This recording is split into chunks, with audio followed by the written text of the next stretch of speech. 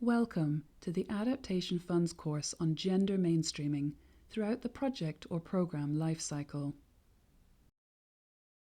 The gender mainstreaming course is split into 3 modules relevant to the different stages of the Adaptation Fund project or programme lifecycle.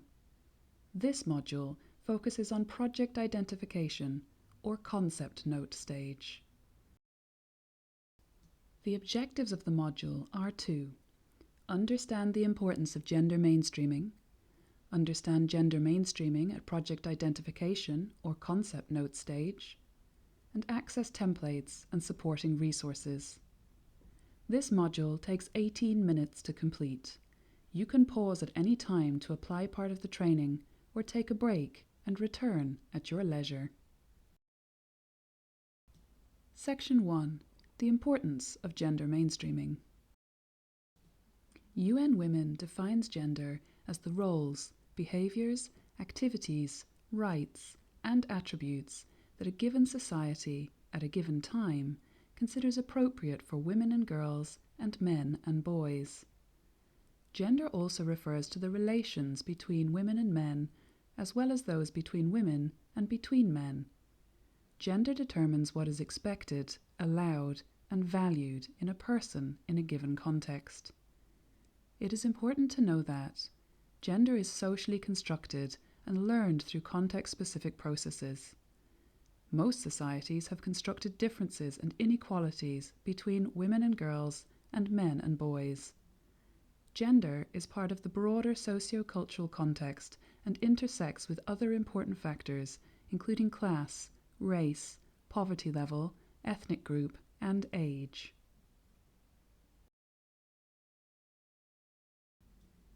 Gender inequalities are a systemic challenge. Gender inequalities, discrimination, exclusion, and systemic power imbalances can restrict the resources and rights of women and girls. Without empowering women and marginalised communities, climate change adaptation and sustainable development will not be achieved. The effects of climate change can exacerbate and reinforce existing inequalities, leading to gender-based violence, poverty, and exclusion to services. Gender equality and inclusion increases the adaptive capacity of human systems and supports effective adaptation to climate change. When women have access to resources, they can build resilient communities. When they are involved in decision-making, policies are often inclusive and support climate adaptation. Therefore, gender equality is increasingly recognised as a cross-cutting theme in major multilateral environmental agreements, including the Rio Convention, the Kyoto Protocol, and the Paris Agreement.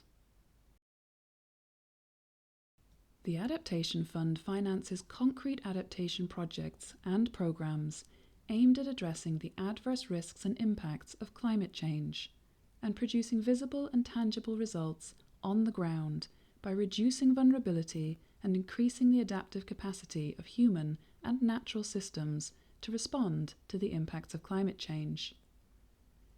The Adaptation Fund's mission has 6 cross-cutting themes that all activities, projects and programmes must incorporate at both design and implementation.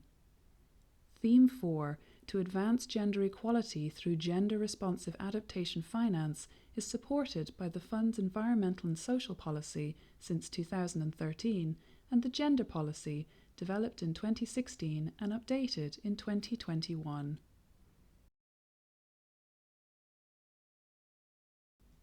The Adaptation Fund's gender policy aims to achieve increasing levels of gender integration with the ultimate goal of achieving gender equality in all of its operations, including projects and programs.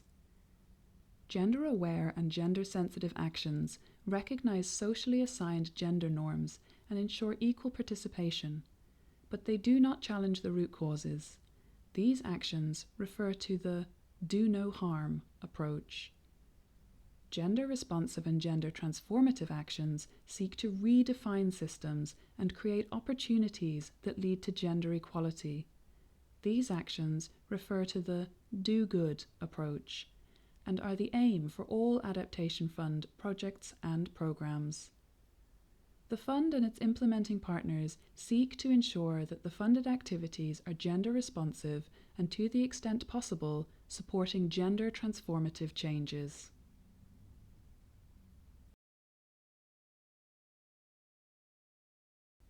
Key terminology when starting to consider gender in a project are gender mainstreaming, a globally supported strategy for promoting gender equality whereby the experiences and concerns of all people are an integral part of all life. Intersectionality, the overlap of gender with other socio-cultural factors such as race, ethnicity, migratory status, religion or belief, health, status, age, class, and caste. Gender disaggregated data, data or statistics that are broken down by sex and taking into consideration different socioeconomic realities that gender groups face. These three phases support the goal of gender equality, allow for understanding of complexity, and support monitoring and assessment of gender responsive and transformative actions. Section 2. Gender mainstreaming activities at the project identification or concept note stage. Gender mainstreaming starts at the earliest stage of project identification to contextualize gender and gather baseline data through a gender-responsive stakeholder consultation and a gender analysis. These activities ensure the development of projects or programs that address concrete adaptation challenges and provide equal opportunities for all people, regardless of their gender. Implementing entities are required to meaningfully and comprehensively consult with stakeholders from the beginning of the project identification stage and throughout all stages of the project lifecycle in a gender-responsive way.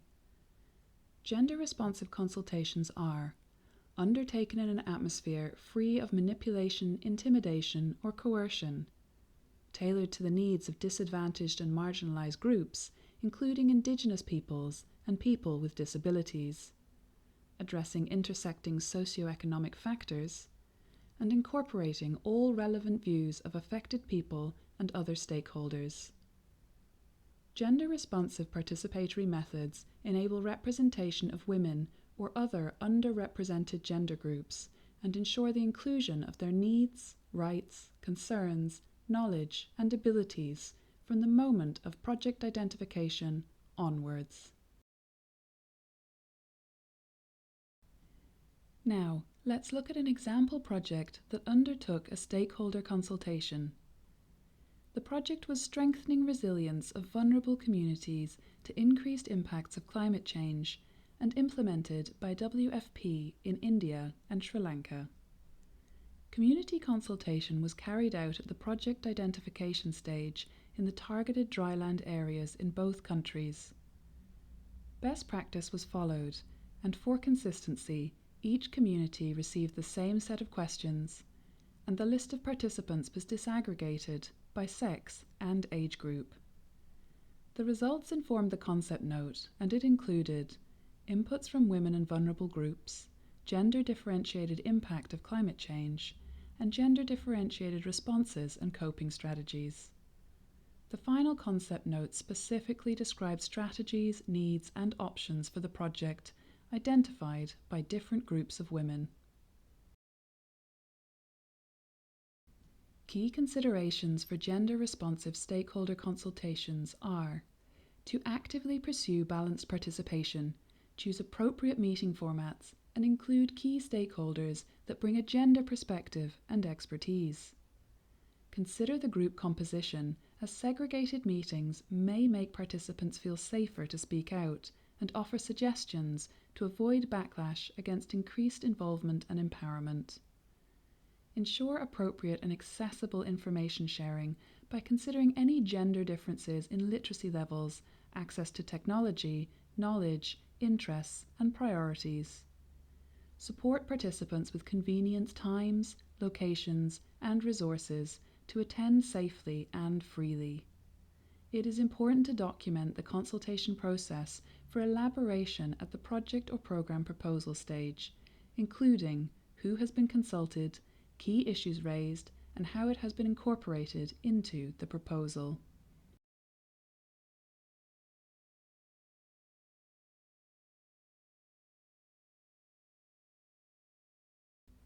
Alongside consultations, a gender analysis is a tool for gathering qualitative and quantitative gender-related data and identifying gender differences. The gender analysis provides information about the gender-specific socio-economic, political, cultural, and legal context in which the project will operate. It will also identify gender roles, activities, needs, and available opportunities or risks within the project.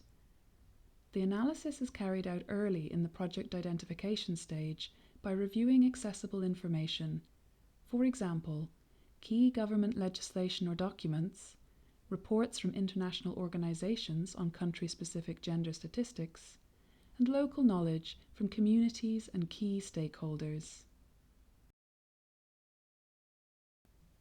Key considerations when undertaking a gender analysis are key gender statistics, socio-economic context, gender-differentiated climate risks and impacts, activities and divisions of labour, and access and control to resources and decision-making, targeted beneficiaries and their gender profile, the legal status of women and marginalised or vulnerable groups and individuals, including applicable laws affecting gender groups, and cultural norms, commonly held beliefs, perceptions, stereotypes, values, and practices related to gender. The analysis should result in a clear overview of gender needs and a description of planned project or programme responses.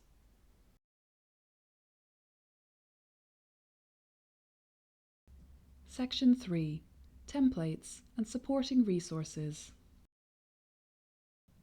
The Concept Note template is available on the Adaptation Fund's website.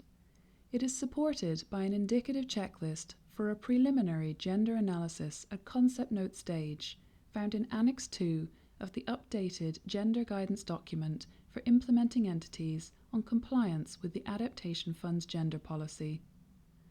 The full Gender Guidance document is located on the Adaptation Fund's website under Knowledge and Learning, Knowledge Themes, and Gender. Gender mainstreaming should be integrated in the Concept Note in Part 1, Background, Context, and Main Objectives.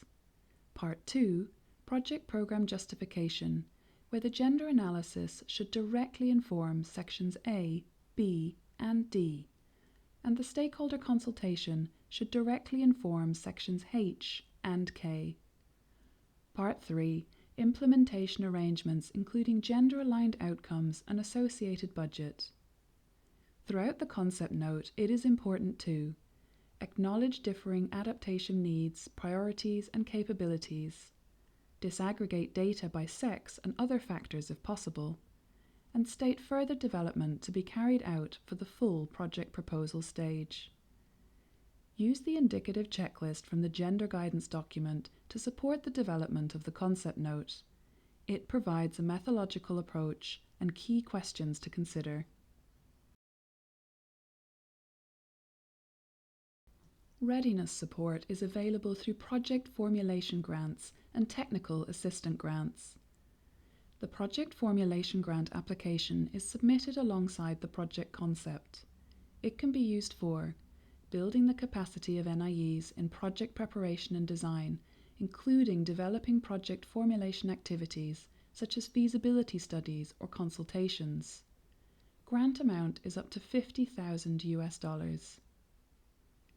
Gender policy and environmental, social and gender policy technical assistant grants are also available to NIEs. They can be used to source external expertise to strengthen NIE capacity to address gender-related issues at the project, programme or institutional level to comply with the Adaptation Fund gender policy.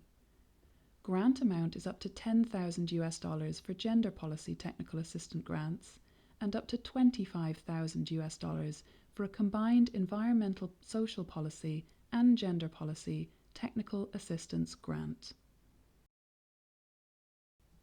Section 4. Let's review our learning from Module 1. First, let's look at an example project including gender mainstreaming at the project identification and concept note stage. Funde Cooperación developed a concept note for the project, increasing the resilience of vulnerable populations in Costa Rica by scaling up Adaptation. A gender analysis and stakeholder consultation were carried out at the concept note stage. They discovered that women are largely discriminated against and have little access to financing. The results informed the concept note, with mitigation actions to overcome existing challenges, to adopt a gender-responsive and gender-transformative approach for the project. These actions included to set in place opportunities to increase women and disadvantaged people's participation in the programme's activities and decision-making processes, and develop a targeting strategy for prioritisation of disadvantaged groups to benefit from the activities. Consultations included inputs from public organisations and civil society. They were documented and will be deepened for the fully developed proposal stage. This module reminds us that women and girls are often disproportionately affected by climate change, reducing the effectiveness of sustainable development.